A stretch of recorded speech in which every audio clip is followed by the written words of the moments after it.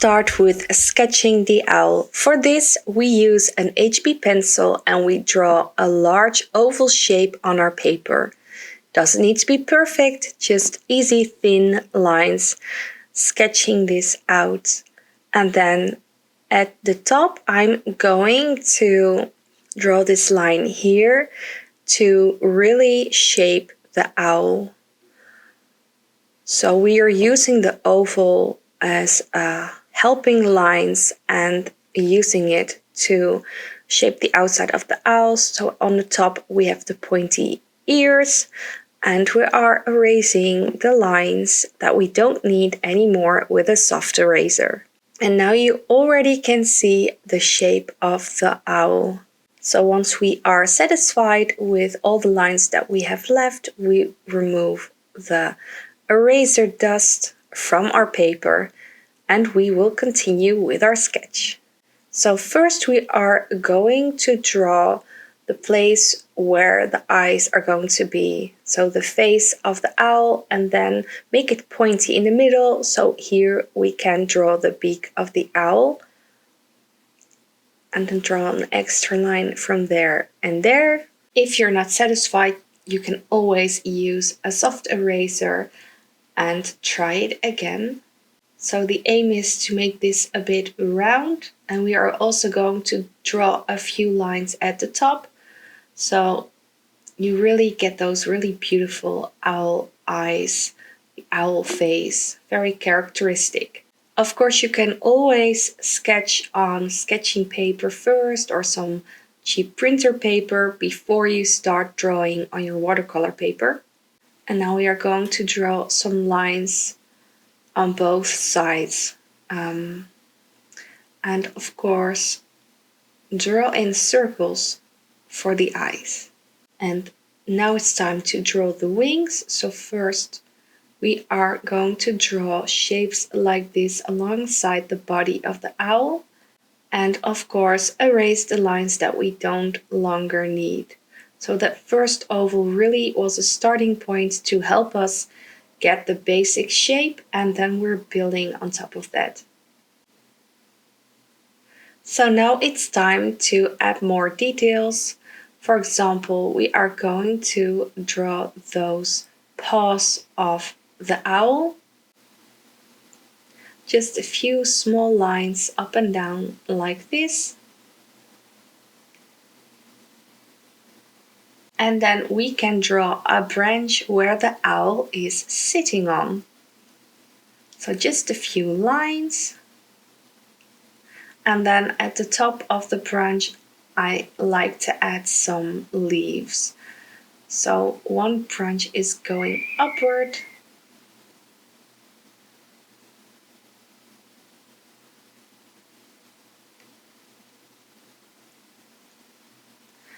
And then attach some leaves on the top.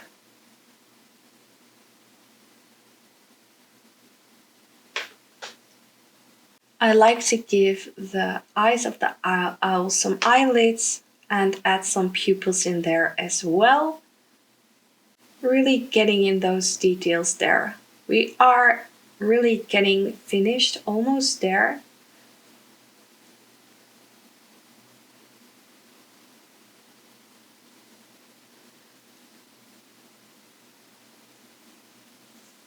Adding some feather details on the wings, just some stripes from bottom going up, making them curvy at the bottom.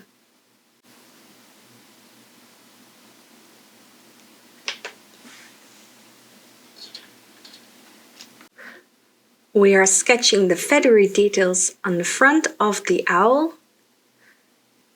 And then we can also add some details on the pointy ears of the owl.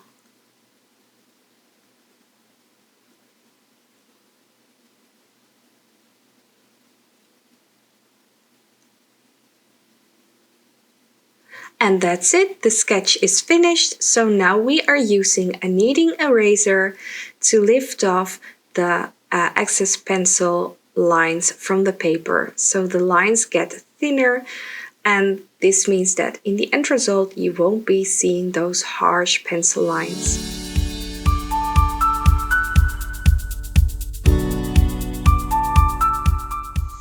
So now it's time for the fun part. We are going to paint in the owl. So I'm starting with a round brush size 6 and some light brown or some raw umber on my brush, and I am painting in those wings of the owl.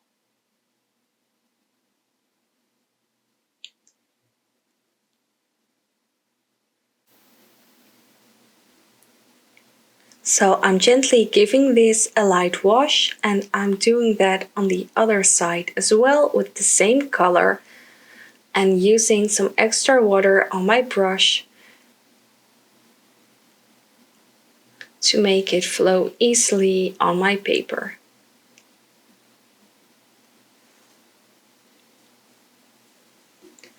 Adding some more pigment on this side already, and I'm trying to get some details of the wings. So what I try to do basically is stay within the pencil lines. Later on, when we are painting with more colors, just make sure that we won't be touching the wet paint, and at the same time it gives for very nice details. I really love that effect. So now I've mixed some darker browns and greens together, and I am gently stroking it in the still wet paint so you don't get the really crisp lines. The paint really is like spreading out and blending in together. So later on we are going to add some more details, but for now I really love the effect of watercolors blending in together.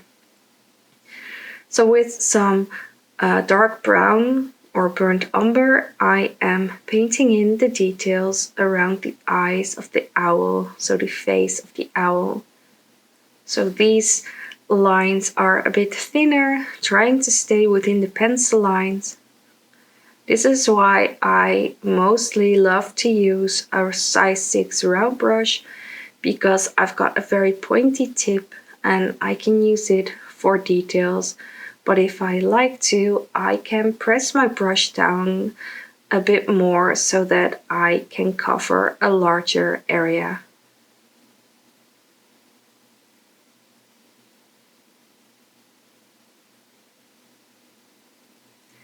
And I basically think that when you have done the sketching part, you've got your pencil lines, then it's really like the easiest part to just coloring it in.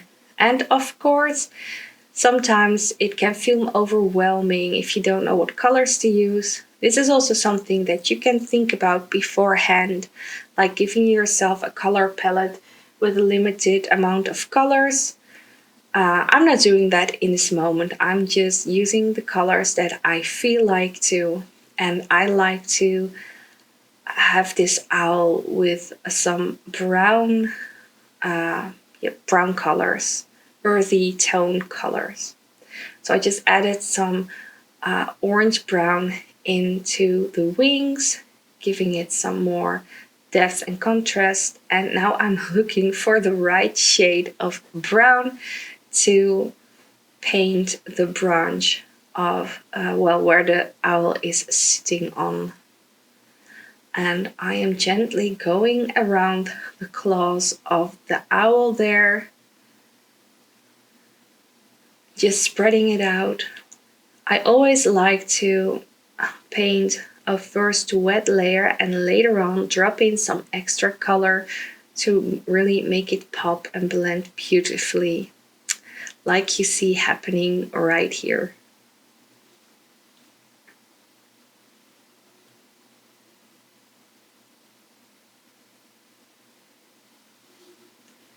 And with a really light wash of some light brown cream color, I'm going to paint the other parts of the owl. I really like to have these parts light because of the contrast. You can make your watercolor paint extra light by adding more water, so then it gets diluted and there's less pigment.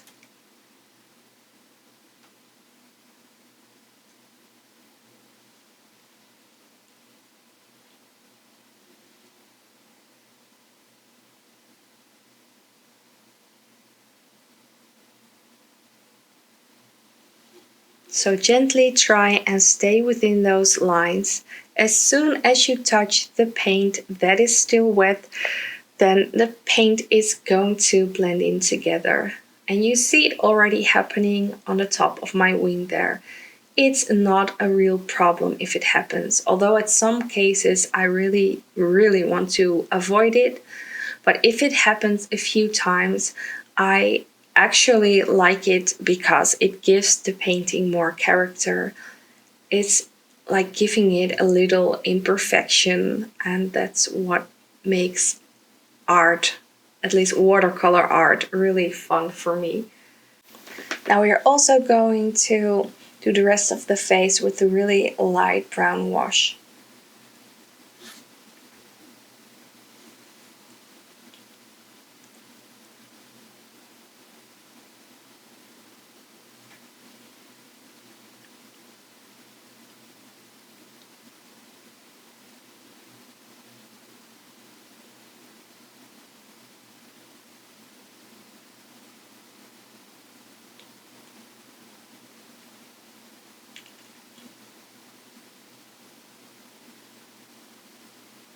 Adding some darker brown on the tips of the ears.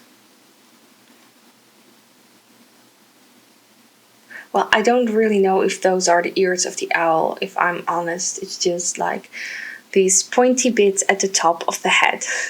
And now with some green, I am painting in those leaves.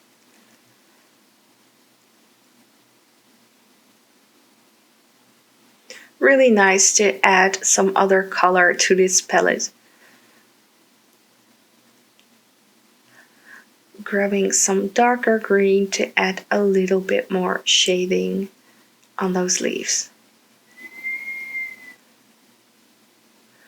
And I like to do a bit on top of that branch as well for some extra shading and extra color.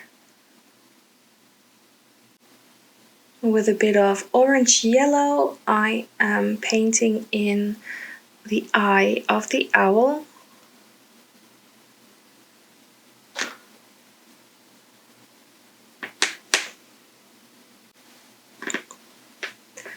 And then with some indigo blue, I am painting in the beak.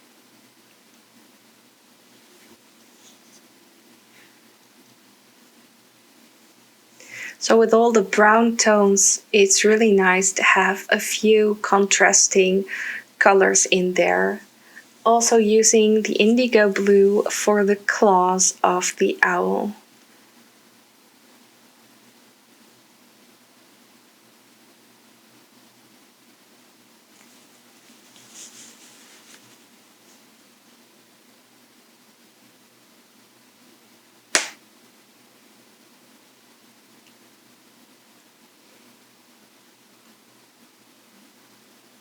And now we are getting a bit risky here because the yellow paint is not dry yet, but I am impatient and can't wait. I am painting in those pupils of the owl.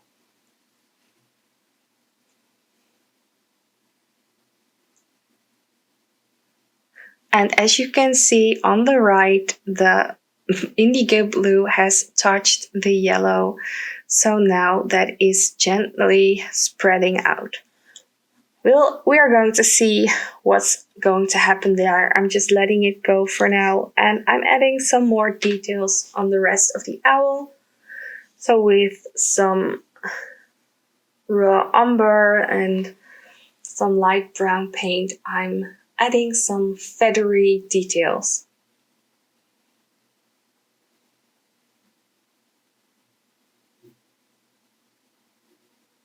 Using the tip of the point of my round brush.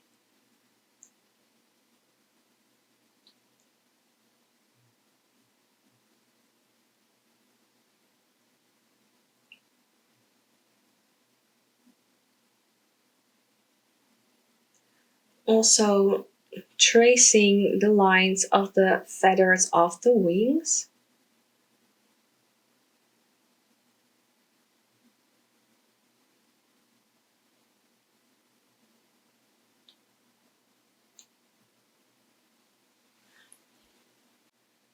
I'm also retracing a few of those feathers with the same burnt umber for some extra shading, some extra details.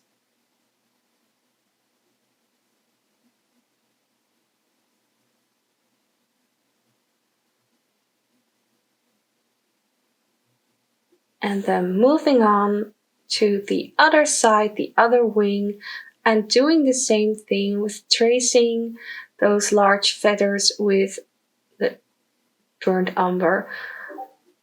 Oh, and I am using a smaller size round brush for this. This is probably a size 1 or a size 2.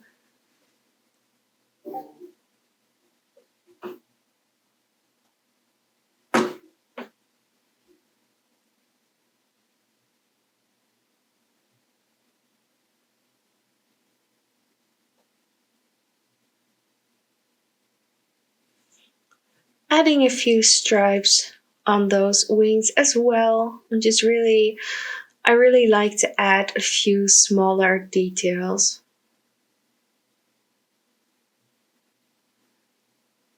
You can decide yourself if you're going to do this in your own version of the owl.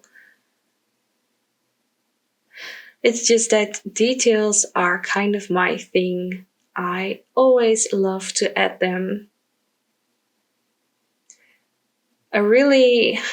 Years ago, when I started with painting, I always painted very realistic, and I had some issues with drawing whimsical things or doing color alterations, and painting details, realistic details, have always been very important to me. So now I don't paint very realistic anymore, at least I don't have to. Only the details that kind of stuck with me. I just always love how it gives a piece of art its characteristics.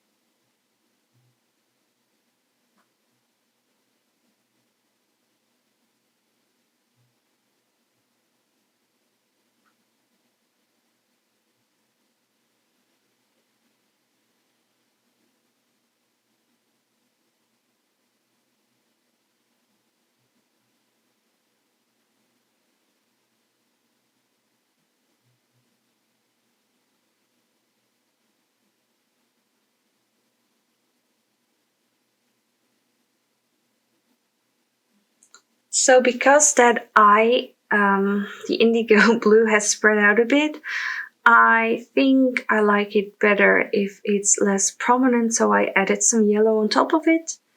And now with some dark green, I am adding some detail stripes on top of the leaves.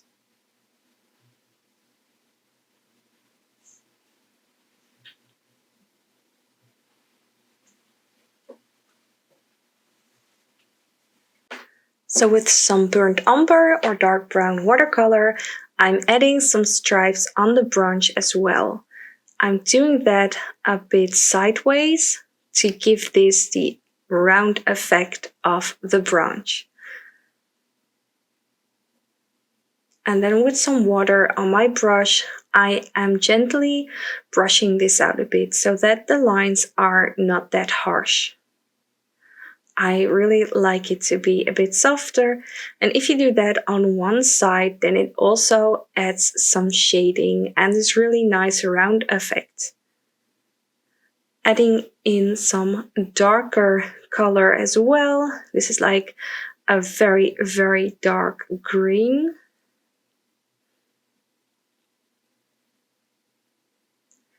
And with that same dark color, I like to go over a few of the stripes as well.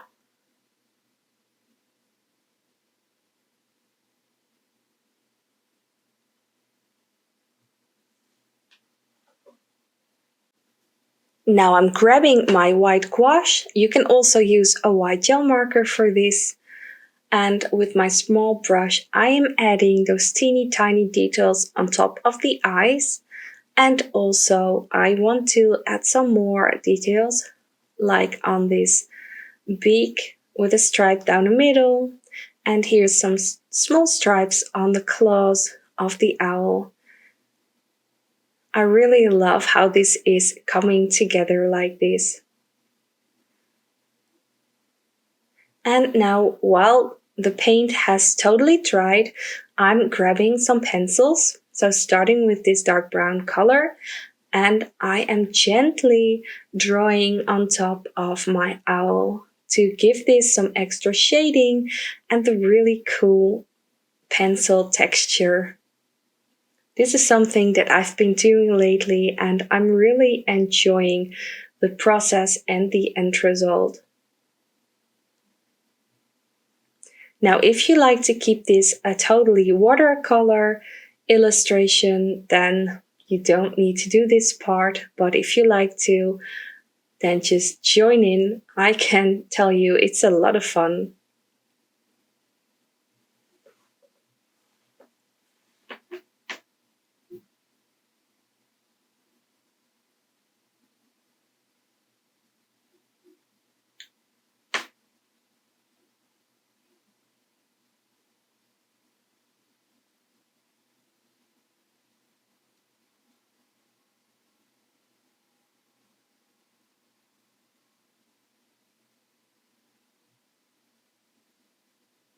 Now also doing a bit of green on top of the leaves. And some more yellow on top of that eye. So now I think it looks a lot better like this.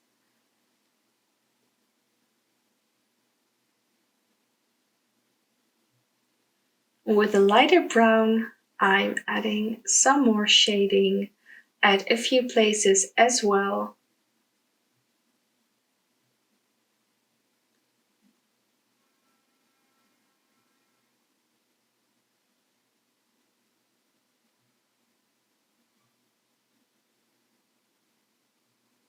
So right in between those stripe details here and those feathers, those wings look really, really cool.